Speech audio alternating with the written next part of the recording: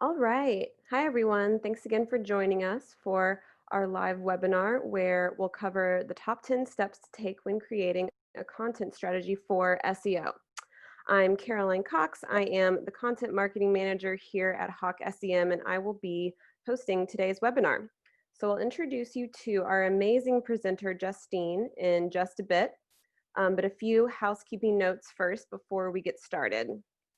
So today's webinar is using the Zoom platform. So that means you can join via your computer, laptop, tablet, works for you, or you can call directly from your phone if that's easier.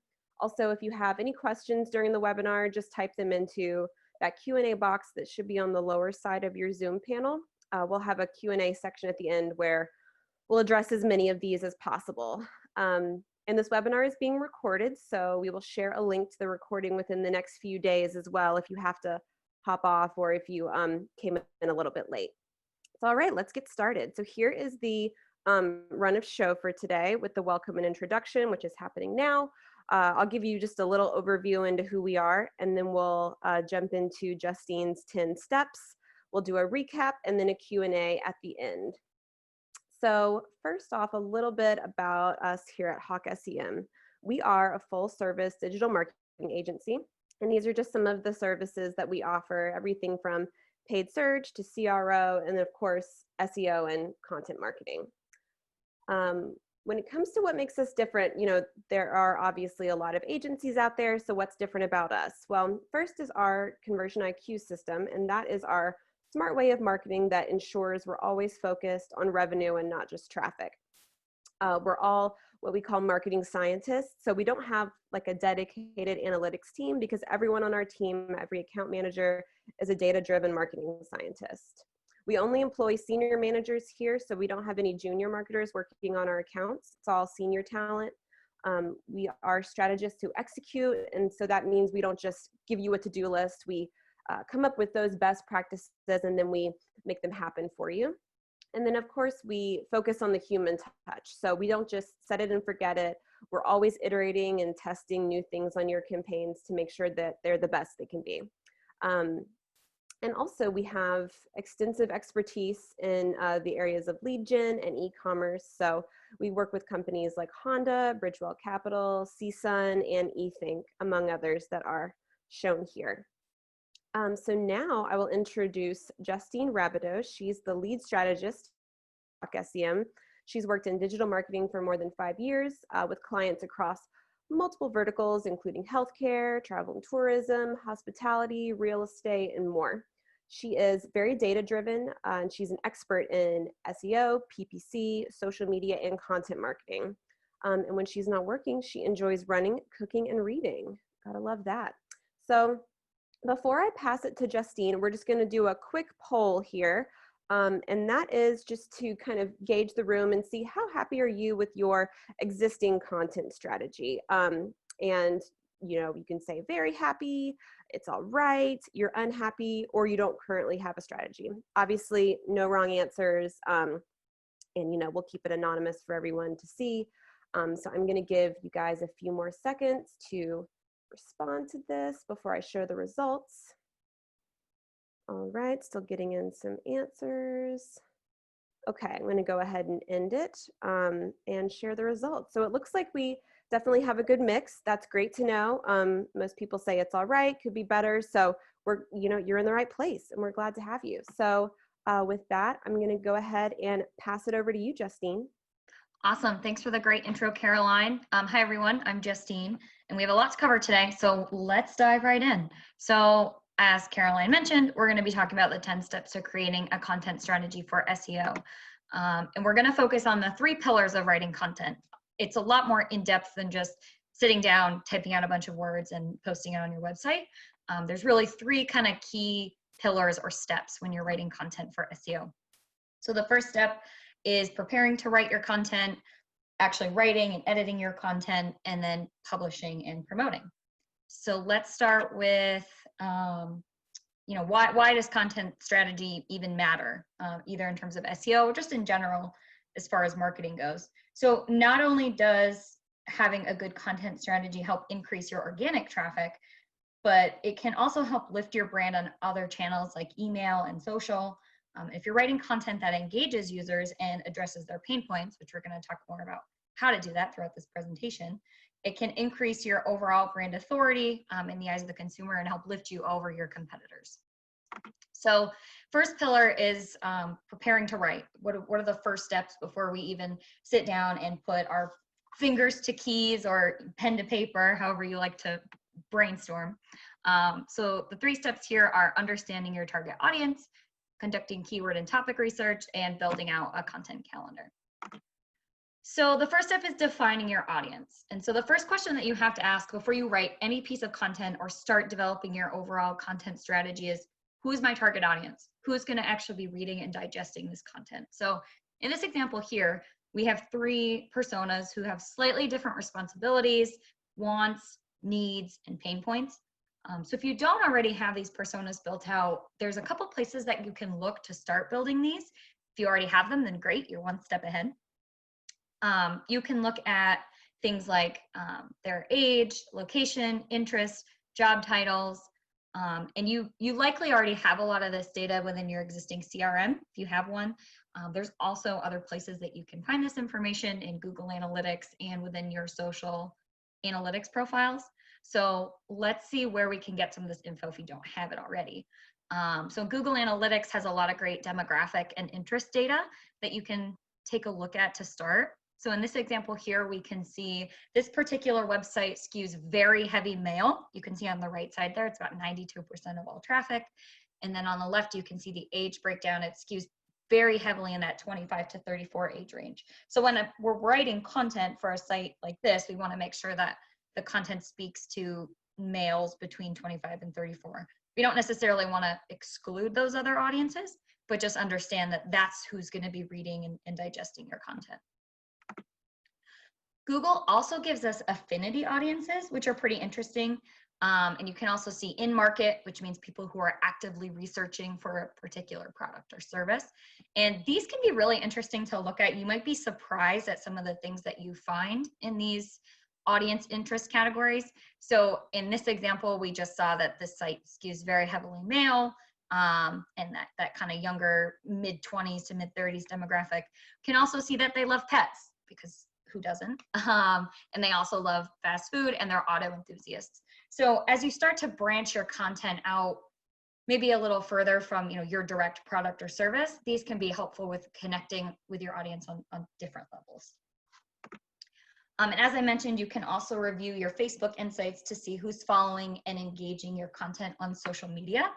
And if this data doesn't match what you'd expect it to look like, or if it looks radically different than the analytics data that we just looked at or your existing CRM, then you could be missing opportunities, or you could be speaking to the totally wrong audience. So you can see in this particular example, this website actually skews almost exclusively women in their late 40s, early 50s. So again, just making sure that you understand what your audience looks like and who you're speaking to is really important here.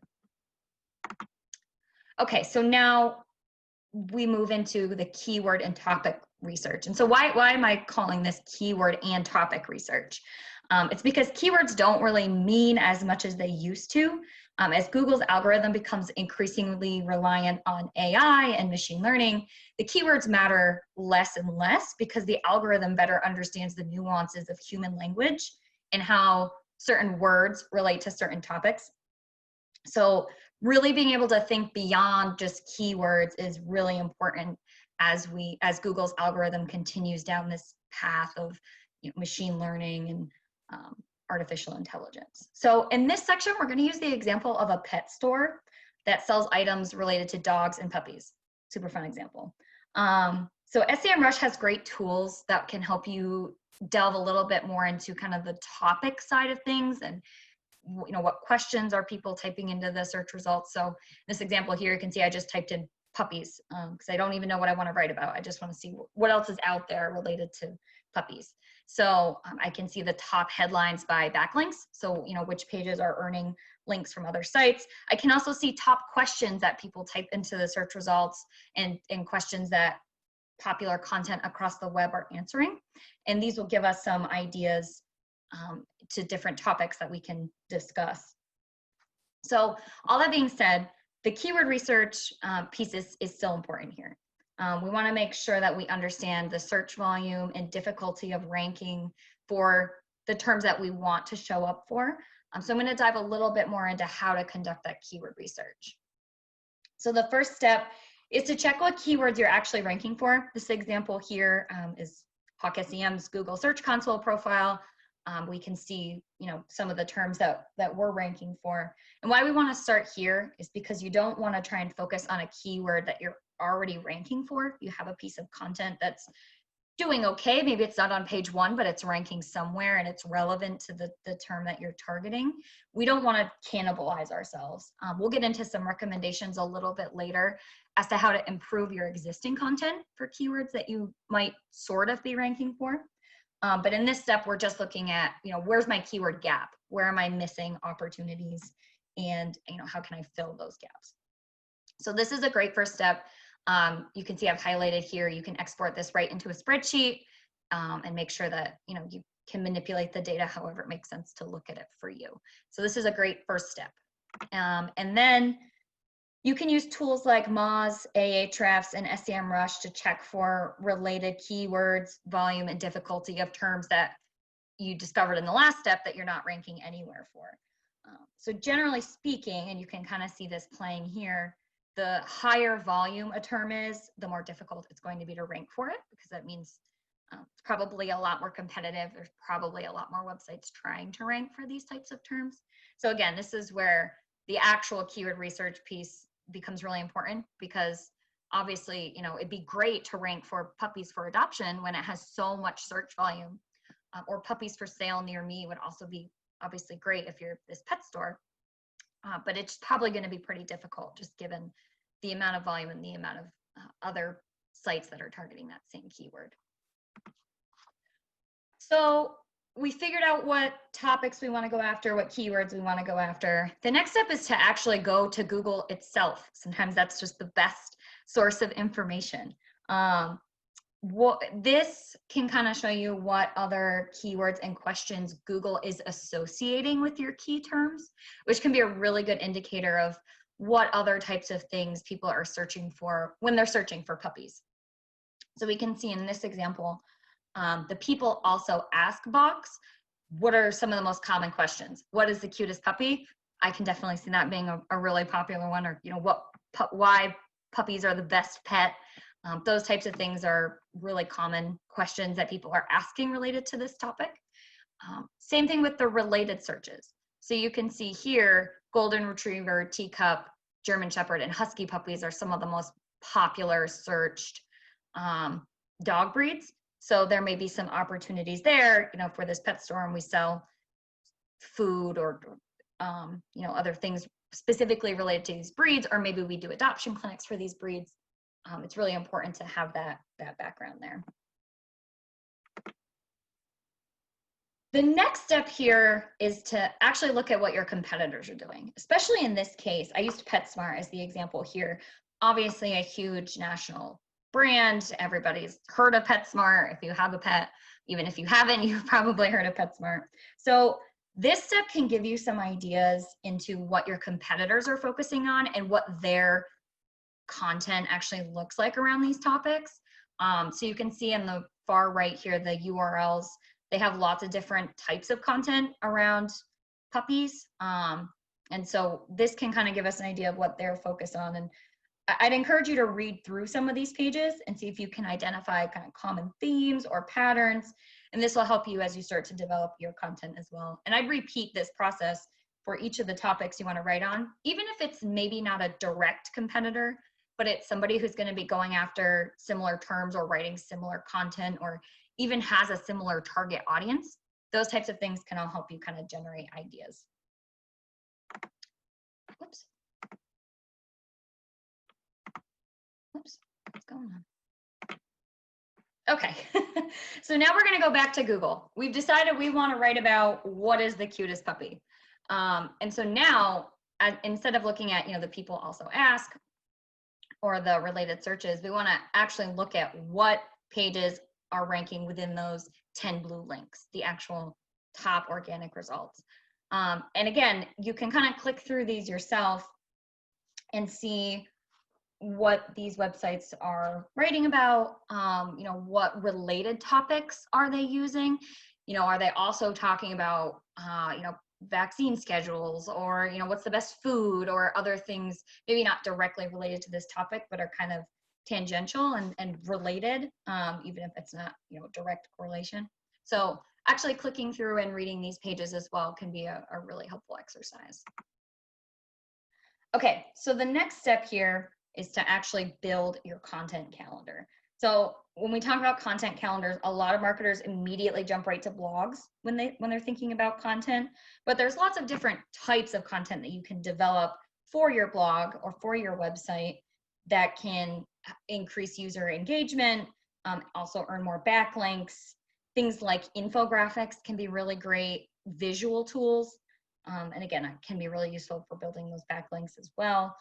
Video content is usually, if it's a well-done video, can be very engaging to your users, keep them on your website longer. Actually watching and listening to your content. Ebooks and case studies can be a great way to set yourself apart from your competitors. What have people experienced when they work with your company? With ebooks, you can use those as a lead gen opportunity if you're a lead generation site to get more information for people who'd be interested in reading this, collect names, email addresses, things like that. You can use them in your PPC efforts as well, or paid social. So considering different types of content is really important in this stage. And some pieces of content are going to take a lot longer to build out. With an infographic, you're going to need to get a designer involved. If it's a quiz, there's probably going to need to be some development work done. So kind of planning this all out ahead of time and having a solid schedule in place, which is the next slide here. This is kind of an example of what a content calendar could look like. And it can be as simple as a shared Google Sheet with everyone who needs to have access to that information. You can see here some of the things that we focus on when we're developing content are who's the author, and we're going to talk a little bit more about why that's important later. Who's internally going to be helping out with this piece. If you have experts on your team, say an engineer or product manager who might not be directly writing the piece, but they'd be a great resource to talk to. Those types of things are important. Obviously, what's the topic? Content type, we just talked about that on the last slide. Is it a case study? Is it a guest post? Is it a blog? Is it something else?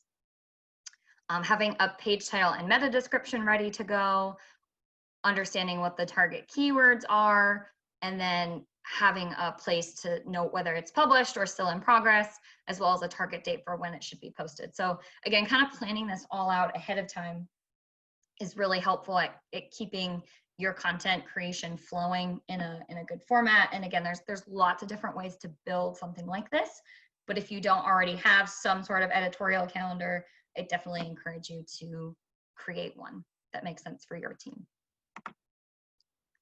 So we're going to do another poll here, and the question will be, how often do you publish content on your site? There's a few different options here. You can say one or more posts per day, one or more posts per week, a few times a month, once every few months, a few times a year, rarely or never. And as you guys answer this, I'm just going to kind of say why this is important. It's because marketing executives say that on-page content development is the most effective SEO tactic. And we've definitely seen that come into play here at Hawk. And so understanding how often you all are publishing will help me kind of tailor this next section. So it looks like most of you are posting pretty frequently, at least one or more posts per week. A few of you are posting a few times a month. So this is great. Sounds like we have a good mix here. So moving into the next pillar. Now we've done all the research and we're ready to actually start writing. So a few things we're going to talk about in this section include writing for people, not search engines, how to avoid black hat tactics, considering EAT, and then remembering to include visuals in your content. So if you take nothing else away from this presentation today, this is the thing you should take away. This is the most important thing we're going to talk about. Writing for people and not search engines. What does that mean? So if you take a step back and you consider what Google's goal is, it's to provide users with the best, most engaging content that answers the query that they typed into the search box. So if you can do that, if you can provide the best content to meet the query that was typed into the search box, that's what's going to help you rank. So setting aside keywords and beating the algorithm, at a very basic level, you have to make sure you're writing engaging content that answers users' questions or solves a problem for the user. Because at the end of the day, that's why they're searching. They either have a question, or they need to know how to do something, there's a problem or a need that needs to be filled. They're not just searching to search. There's an intent behind what they're doing. So if you're obsessing over things like content length or the number of times that you used a keyword within a piece, you're really kind of missing the point here. You really have to put yourself in the user's shoes. If they stumble across your content, would they find the information valuable? Would they want to come back and read more because your content really wowed them, it helped them, it answered their question? Maybe they take an action. Maybe they sign up for a newsletter or request a demo or download another piece of content. So these are the types of actions that we want people to take. And so if we're just trying to beat the algorithm and rank on page 1 and get traffic to our site, we're really missing the boat on what the real goal is here. So if you're still thinking to yourself, oh man, I can't abandon keywords, that's the most important piece. It is, and that's why we spent a few minutes talking about keyword research.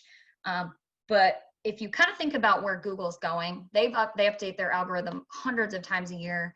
Some updates are bigger than others, but the updates that we've seen in the last year or so, I'd say even a little longer than that, are really focused on improving the machine learning and AI that focus on better understanding human language and how specific terms relate to topics. And that's why we talked about topics in the earlier section. So this really tells us that Google's trying to cater more to the user as opposed to the other way around.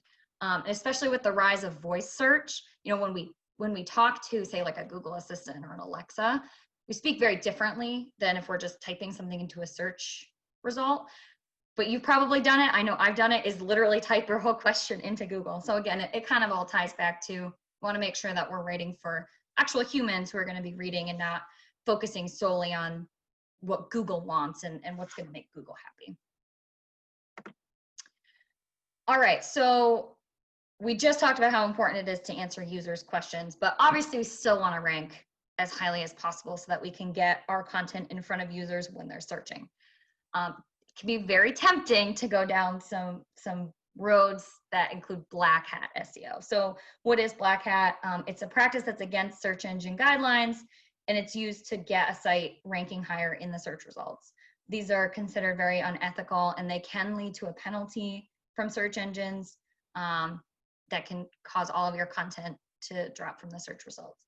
So we're going to talk more about black hat on the next few slides, because some people are executing black hat strategies and they don't even know it. And it could be harming your SEO effort. So I really want to emphasize these are the do not sections of the presentation, but I still think it's important for us to talk about it because, again, sometimes it can either be really tempting to go down these roads, especially if your competitors are doing it, but also sometimes it's not even on purpose. But Google doesn't care if it's on purpose. So what are some of the most common black hat tactics? So keyword stuffing is the most common one, and it's because this is how you used to get sites to rank in Google. It was all about just use the keyword as many times as you can on the page. Or people back in the old days used to use white fonts on the keyword, and so the user couldn't see it, but the search engine bots would crawl it and see the keyword on the page hundreds of times. Again, I just want to emphasize that's not what we want to do here. This is an example here of a client that came to us and they couldn't figure out why they weren't ranking for the term trolling motor. And this is an example of one of their product descriptions, which you can see uses the term 6 times in this one paragraph, including 4 times in the first 3 sentences. So if you're not sure if you're keyword stuffing, one of the tips that I like to use is actually read it out loud. So I'm going to read the first couple of sentences here. The X Series electric trolling motor by brand is part of our newest line of electric transom mount trolling motors. With the characteristic X series 30-degree tilting head, this versatile multi-purpose electric trolling motor is great for a variety of applications. Built with the latest in design, materials, and methods, this trolling motor is built to last. So I don't know if you kind of heard the trolling motor, trolling motor, trolling motor. It doesn't necessarily sound fluid and how a human would actually speak when talking about this product. So that's a really good tip if you're just not sure if you're keyword stuffing. And there's really no magical number of how many times you should use a specific keyword within the copy. Again, if you think maybe you're stuffing it too much, I would encourage you to try to read it out loud and see how it sounds to the human ear. The one that I'd say is also very common and not always on purpose is duplicate content. So this tactic, again, often happens by mistake, especially with e-commerce sites, like you can see in this example. If you have a lot of products on your website, this is a very common problem that we see. Because depending on the way your CMS is built, it can generate multiple URLs for the same product. And they all have different URLs you can see in this example here. So Google sees them as different pages, but all the pages have the same content.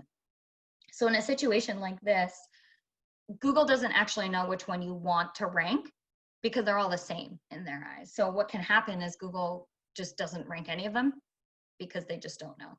Now, if this is a problem on your site, there are ways around it.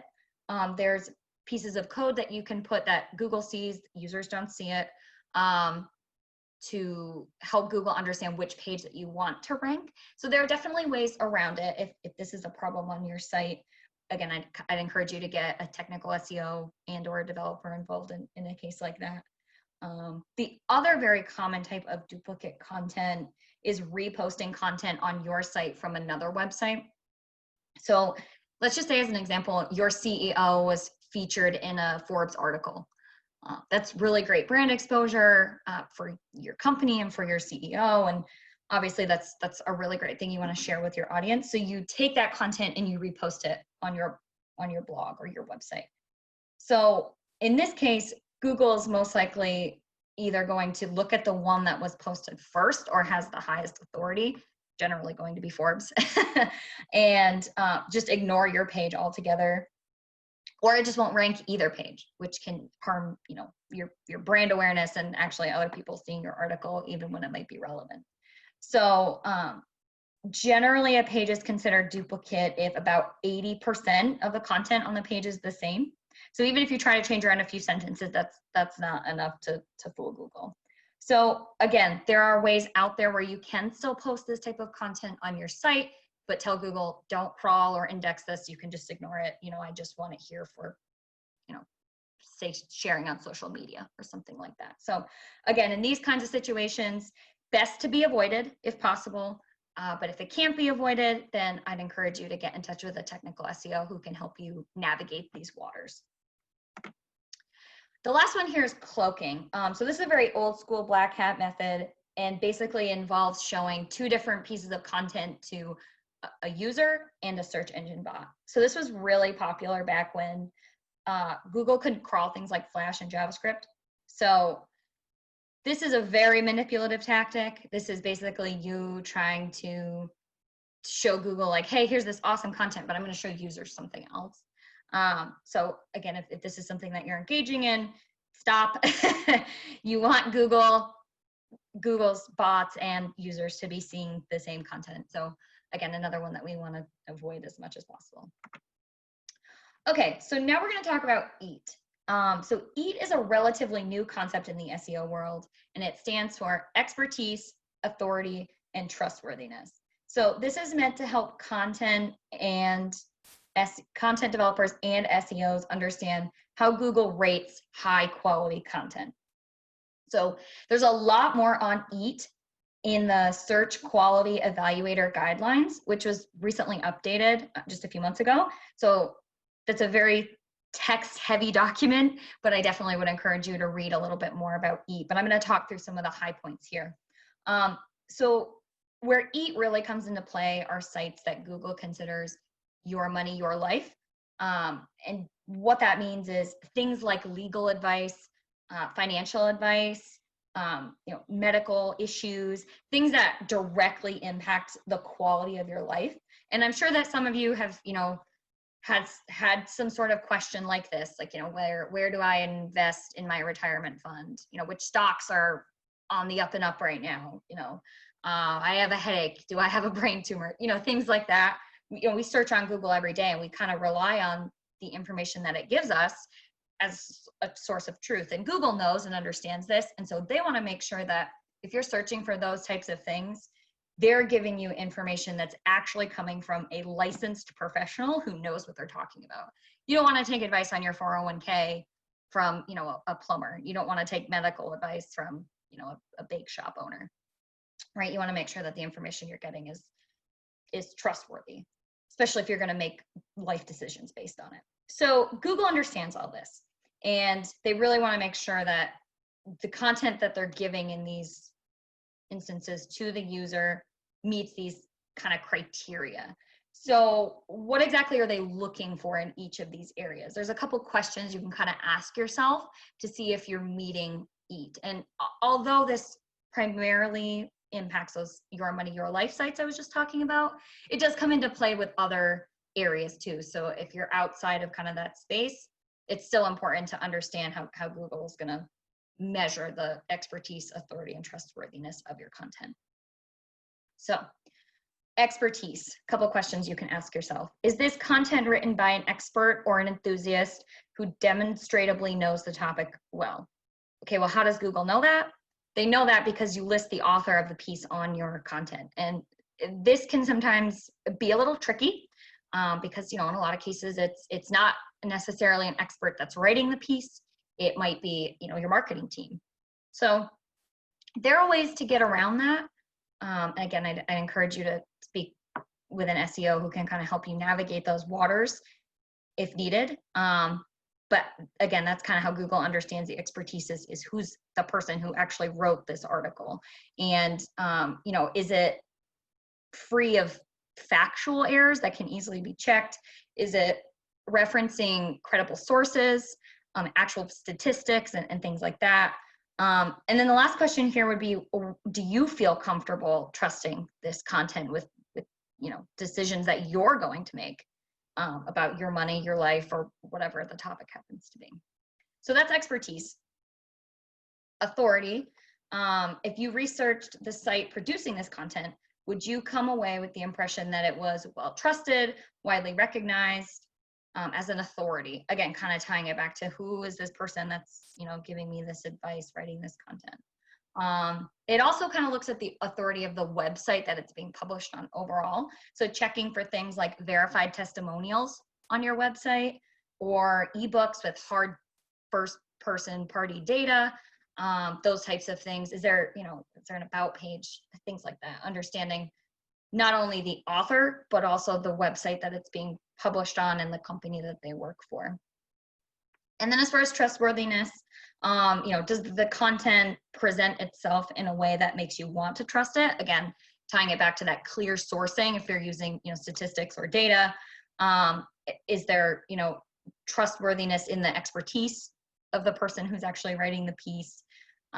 And again, are there trustworthy backlinks pointing to this site? Is it engaging in some sketchy behavior? Does the site look trustworthy? Does it have a bunch of ads and a bunch of spam going on? So again, this is kind of a complex topic. It's relatively new in the SEO world, but it really ties back to what we were talking about before, which is writing for people and not search engines. Because although Google is going to look for this information, the user is going to look for this type of information when they're reading this content as well. Okay, so next we're going to go into why visuals are important in your content. And I want to give a shout out here to Cupcake Ipsum. You've all probably heard of Lorem Ipsum. This is a way more fun version of that, which just spits out random desserts. So super fun. Talk about cupcakes and puppies here at HawkSEM. Try to keep it light. So here we have just a block of text, right? In this case, it's about dessert, but it could be about anything. So as you can see, it's kind of difficult to read it, even if you're going line by line. If you were a user and you came to a page that looked like this, you might bounce right away because you just don't want to read this much content. It's not easy to get to, the most important piece of whatever it is you're looking for. It's just kind of boring, and you maybe even will find yourself, if not leaving, just kind of scanning and not really reading the content. Now, this slide has the same amount of content as this slide, same amount of words, same exact wording, but we've added some images here. So what these images help do is actually break up the text visually, so it's a lot more digestible for people who are reading it. It also, if you're using alt text on your images, it can help your images rank in Google image search, which can be really useful, especially if you're using things like infographics with really interesting data or things like that. Google can't see images the way a human can, so that's why that alt text is important to describe what's in your image. So for example, an alt text for the image up here in the upper right hand corner might be funfetti cupcake with purple frosting and rainbow sprinkles. Very descriptive. It uses keywords, and it tells Google exactly what's in this image. So one thing that we commonly see is that B2B companies really struggle when it comes to imagery, because they feel their only options are really boring stock images that just don't add any value. But that's not always true. There are a couple ways that you can get around that. So using things like screenshots of your actual product or your product in action, utilizing video content within your pieces if that's possible. Infographics, we already talked a little bit about. You can also use text-based images. So let's say you have a really key stat or quote that you want to call out, you can embed that content within an image so that it really stands out to the users. So there's definitely lots of options for B2B companies. I will just add a little note here that if you're not creating the images yourself, just make sure that you are either getting them royalty free or you're crediting whoever the person was that you purchased these images legally.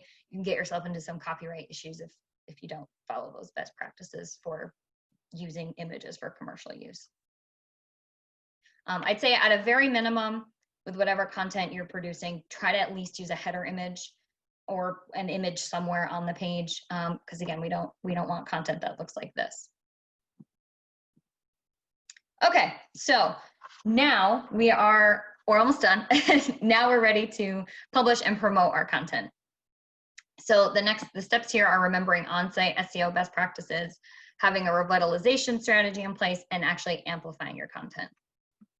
So when we talk about on-site SEO, these are just kind of general best practices that you need to keep in mind with any piece that you write. We've kind of talked about some of them, but I'll dive into the ones that we haven't a little bit more thoroughly here. So including a page title and meta description on your page. Ideally, these will have keywords in them, as Google uses the page title to help understand the content of your page, and meta descriptions output in the search results as well. Users see these. Not so much used for ranking purposes, but if you're using keywords in your meta description, they will be bolded in the search results. So still good to try and get those in there if possible. Using short URLs with proper hierarchy. So generally short URLs tend to rank better.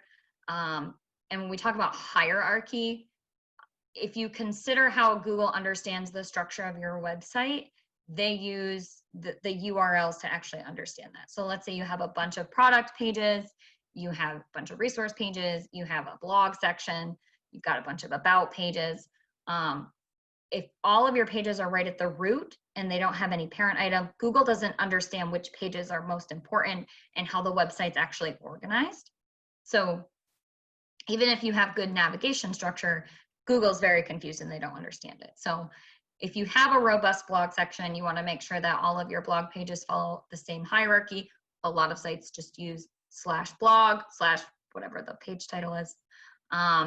So again, just making sure that your site has that hierarchy. Same thing with products. If you have multiple products or multiple services, using some sort of parent item in those is going to help Google understand your site structure.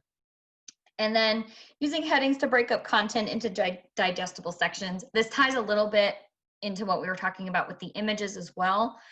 Having places where readers can scan, because readers do like to scan.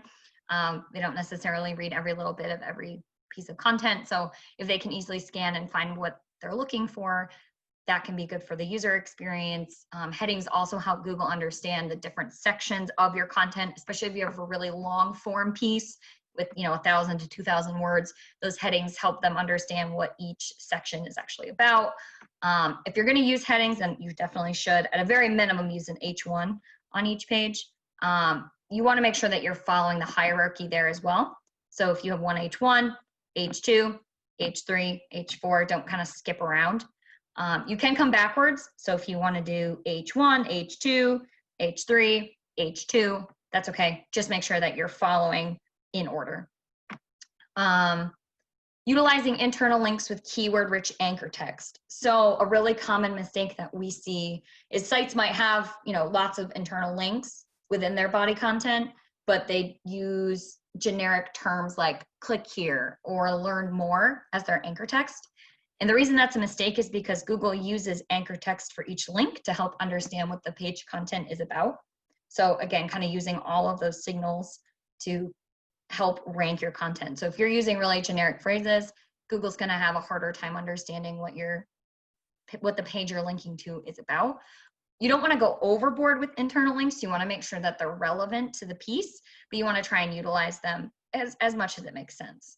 And then also using high authority external links as needed. Again, if you're referencing, say a study from the CDC or, the FDA, something like that, those are really good high authority links that you want to use sparingly. Again, you don't want to use a ton of them because that can send some negative signals to Google, but yeah, using those just as needed as much as it makes sense. Considering page speed. So page speed is a ranking factor. Especially on mobile devices, it's really important to make sure that your content loads quickly, because otherwise users are a lot more likely to bounce. I think it's something with if it doesn't load in 3 seconds, most people won't hang around for it. They'll go find another site that's going to load faster. We're the generation of instant gratification thanks to the internet. So making sure that your pages are loading quickly. Using alt text on your images, we kind of talked about that already. And then this one seems really basic and straightforward, but can't tell you how many times I've seen pages with just silly spelling or grammatical errors, and just cleaning those up can have crazy impacts on your ability to rank, because Google's not going to rank a page that has a bunch of spelling and grammatical errors, because again, tying it back to that kind of trustworthiness, as a user, would you trust a piece of content where they didn't even bother to spell check? Probably not. So just making sure that you do that spell check, maybe get another set of eyes on it before you publish it as well. Alrighty, so we're gonna launch another poll here. And this one is a pretty straightforward question. Do you have a content revitalization strategy in place? Yes, no, or not sure. And as we wait for the responses to fill in on that, the reason that we're asking this question is because updating and republishing old blog posts with new content and images has huge impacts on the ability of the older content to rank. Some sites have seen as much as 106% increase in traffic. We've definitely seen kind of similar results here at Hawk, and I'll share those in a second. So it looks like most of you don't have this strategy in place, about 70%. So I think you guys will find this next section really helpful. So again, I kind of alluded to this a second ago, but we've done this strategy I'm about to share here at Hawk. It's something I've talked about quite a bit in my last webinar, if you joined that one. And I've also recently written a piece on Search Engine Land that kind of alludes to some of the things we're going to talk about here. So I encourage you to check that out. But the reason this is important, having a content revitalization, or doing a content audit, for another term, is because that obviously writing new content is really important. You want to always be publishing the latest and greatest and exciting things that are happening. But if you publish a piece of content and then you just never touch it again, you just post it and it's done, you're doing yourself a major disservice, especially if you've been doing this and posting content on your site a long time. Like say you've got blogs that go back 10 years or even 5 years. There's probably information in them that's not so much accurate anymore. And so, having the ability to go back and update those pieces with kind of the latest and greatest updated statistics when they become available can really have huge impacts. So I just referenced, some sites have seen as much as 106%. This particular client saw a 61% increase in sessions from organic search just to their blog, not even to the rest of the site, but just to their blog, by following this approach that I'm about to share with you all. So how do we conduct a content audit? 7 steps. The very first step is to create a list of all your URLs and pull them into a spreadsheet. There's a few different ways you can do this. If you have a sitemap on your site, that's probably the easiest way. If you don't have a sitemap, you should. Little SEO technical tip there. Or you can do a site colon search for your domain on Google, and you'll see all of the pages that are indexed in the search results for your site. So that's the first step. Second step is determining how many sessions each page had over the past 6 months or longer, depending on how much traffic you get and how much content you have. You may need to go with a slightly longer time frame. Generally, 6 months is at least a good starting point. You can do this using Google Analytics, or if you have another analytics tool that you use, just looking at how many sessions, how many people are coming to this page, how many people are reading this page. And then also looking at the number of backlinks that point to your page. And you can use Ahrefs, SEMrush, any number of tools to find that information. But the reason the backlink piece is important is that not all pieces of content are meant to drive traffic.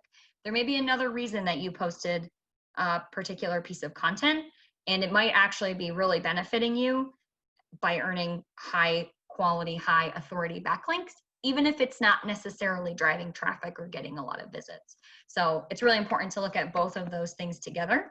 And I think what you'll find, most of you, and this is what we typically find, is there's a big batch of content that doesn't have any backlinks or has very few backlinks, and it doesn't have any visits. So why is it on your site? It's not helping you. So being able to identify that batch of pages and say, okay, how can we use these and improve these and actually make the most out of the content that's already been produced here? So that kind of brings us to the next few steps here. We also want to look at pages with thin content that don't satisfy a user's search intent. So there's no magic number for how many words a piece of content should have. Generally speaking, longer content ranks better, but there really is no magic number. And you also don't want to write content just for the sake of filling out more words, right? Want to make sure that it provides value to the user.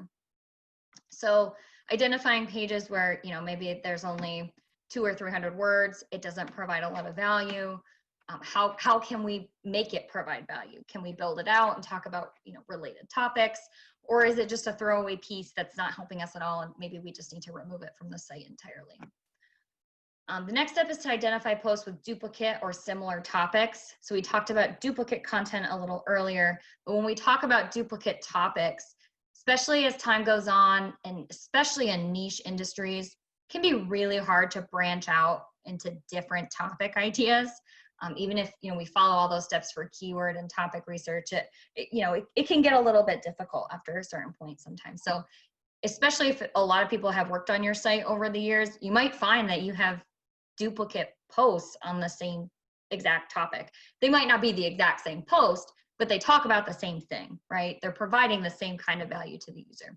So identifying those posts and either figuring out which one is performing better or is the better written piece, or finding a way to combine the two posts. Maybe you take the best of both worlds, put them into one really awesome piece that can actually provide a lot more value for your site.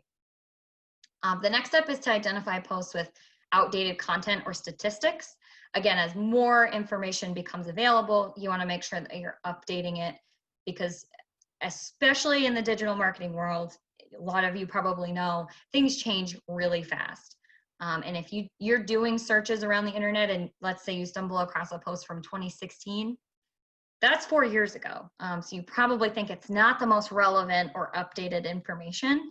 So you're going to go look for something that's a lot more recent. So doesn't necessarily mean you have to totally rewrite the post, but just making sure that the user understands that it has been updated and revamped with the latest and greatest with whatever's going on in the topic that you're discussing.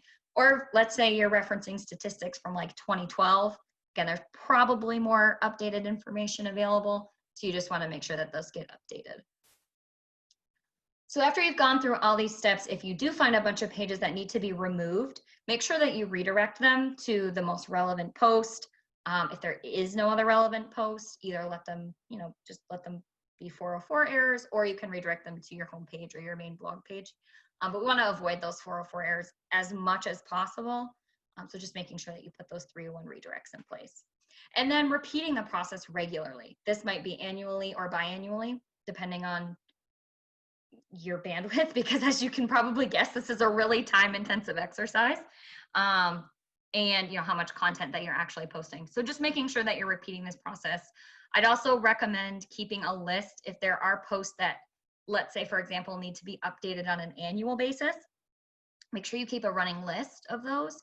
That way you don't have to dig through and say, oh, I feel like there was a post I needed to update. Just helps to keep that running list. And the last step here is to amplify your content. So if you just post a piece on your blog and that's it, it's probably not going to get a lot of attention.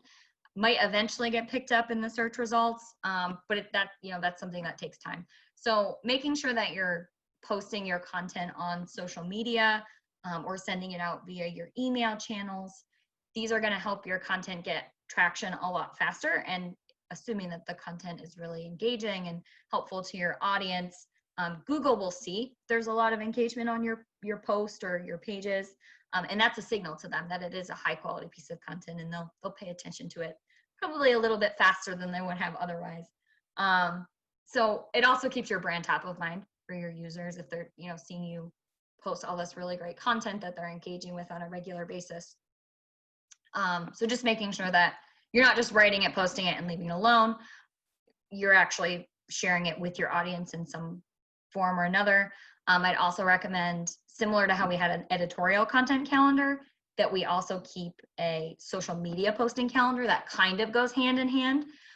Or you could even keep it right in the same spreadsheet. We're going to post it on this date and post it on Facebook 3 days later, and then post it on LinkedIn 5 days later, what have you. So again, kind of the last step here. So I just want to recap quickly before we move into the Q&A, the 10 steps that we walked through today. Defining your target audience and building out those audience personas, conducting keyword and topic research, building out your content calendar. Again, if you took nothing else away from today, I hope it was step 4, writing for people and not search engines, avoiding black hat methods just to get your pages to rank, considering EAT, especially for those your money, your life sites, remembering to include visuals in your content, following SEO on-site best practices, conducting regular content audits, and having a content revitalization strategy in place, and then amplifying your content by sharing it across your social media and email channels. So that's all I have for today. I think we have a few minutes left, so I'd like to move into the Q&A. Yes, thank you so much, Justine. That was such great info. You are the content strategy queen. And before we get into the Q&A, I'm just going to launch one last quick poll here. We covered a lot today, and I know that not everyone has the same resources. So this poll is just about whether you'd like a free SEO analysis from HawkSEM. And I'm just going to keep this poll running in the background. No pressure, of course. So we're going to hop into the Q&A. We have a few questions from the audience. And so first, Jackie asked for the Forbes article portion of the Black Hat reposting slides that we did earlier. So this is if a copy paste article is posted on your site, right? She wanted to make sure that posting a blog post with a link to that article isn't Black Hat. Yeah, that's a great question. And yes, that is correct. So what you don't want to do is literally copy and paste the article on your site. If you're writing an article on your site that links to the Forbes site, that's totally okay. Just make sure you're not copying and pasting the whole piece. Great question. Perfect, perfect. And so on the topic of EAT, Andrew asked, what happens if you don't have a byline for the author in terms of who wrote the article, which is the authority piece of it? Yes, that's a great question. And it's something that we're kind of grappling with as SEOs, because it was never something that Google really required in the past. And it's become like towards the tail end of 2019 is when this has really started coming up, because that's when they updated the quality rater guidelines to include this kind of expertise piece. And there's a lot of different ways that you can go about it. You can kind of credit people within your organization if you're referencing, like I think I mentioned, if you have an engineer on your team who probably isn't going to want to sit down and write a blog post, but you kind of have a topic in mind, they can sort of brainstorm ideas with you if you're the person that's writing the content yourself. You can kind of go about it that way and say like, oh, this person helped me write it. or, you know, if you can get these people to write it, that's even better. But like I said, I realize that that's just not always possible. You know, you can also use kind of a generic option. Like if you just want to say like, oh, it was the HawkSEM marketing team that put this together. You're really not going to satisfy Google's, you know, requirements for the expertise piece there, but it at least gives some sort of insight into who or what wrote the piece. You know, it at least gives some sort of context there. So that's an option that you can take. And again, it kind of depends on what your company structure looks like, and you know what people feel comfortable with, because not everybody's going to even want to be credited in a piece. So it's a very touchy subject, and it's something that's kind of a relatively new topic. I realize I didn't probably fully answer the question there, but it really just depends on a lot of different factors. Gotcha. And so Shion had a follow-up to the last question about copying articles, and they asked, what if I only copy half the article? But I believe that still falls under the black hat category, correct? Yeah, technically it's about 80% of the content needs to be the same for it to be considered duplicate content. But really, if you know, there's not a whole lot of cases where it even really makes sense for you to do that. Even if you're just trying to share the article on social, you can still share the Forbes article. Again, it's going to help generate that brand awareness for you. It's not going to necessarily drive traffic to your site. But if Forbes has linked to you, that's even better. If they've linked to your site. But yeah, generally copying and pasting is almost never a good idea. And if I'll also say this, if you are getting guest posts, like if you have guest contributors posting on your site, and you know, maybe you're not sure if it's duplicate content or not, there are tools out there that you can run pieces through to see if they are plagiarized, or if they, you know, match too closely to another piece out on the web. There are tools out there that will help you do that. Awesome. And we have a few more minutes for a few last questions. Chris asked, do credible backlinks enhance EAT? Yes, definitely, because Google's looking at the overall expertise, authority, and trustworthiness for the site, not necessarily just a particular piece of content. It is looking at kind of the whole site as overall. So yep, definitely. Perfect. And then Alyssa asked, what would you define as a thin page? I know there's no cut and dry definition, but would want to think about things to look out for? Yeah, that's a great question too. And you're exactly right. There is no exact cutoff. Generally, the school of thought is around 600 words. If it's less than that, it's probably considered thin content. But there are cases where it's okay to be like around that 600 word mark. For example, if you're posting a press release, it's probably not going to be, you know, that full, you know, much longer than that 600 word mark. So things like that, it's okay. You just want to make sure that if you want a piece of content to rank, it's longer than that, and or you know, it's directly answering the question, because some things that just might not take 600 words to say it. So there are exceptions to that rule, but generally I'd say around 600 words is kind of where that cutoff is. Okay, awesome. All right, well, thanks for joining us today, everyone. That's gonna wrap it up for us here so that we stick to this 1 hour time slot. I know we didn't get to all the questions, so please, if you still need an answer to your question, reach out to us, info@hawksem.com, or you can reach out to me personally, Caroline@hawksem.com, and we should also be sending out this recording within about 48 hours or so. So keep an eye on your inbox for that as well. Hopefully you got a lot out of this and you have some tangible takeaways to bring back to your team. And remember that you can request a free, no obligation SEO analysis from us after this is over by heading to hawksem.com/SEO audit. And that's it, everyone. And we hope you have a great rest of your week.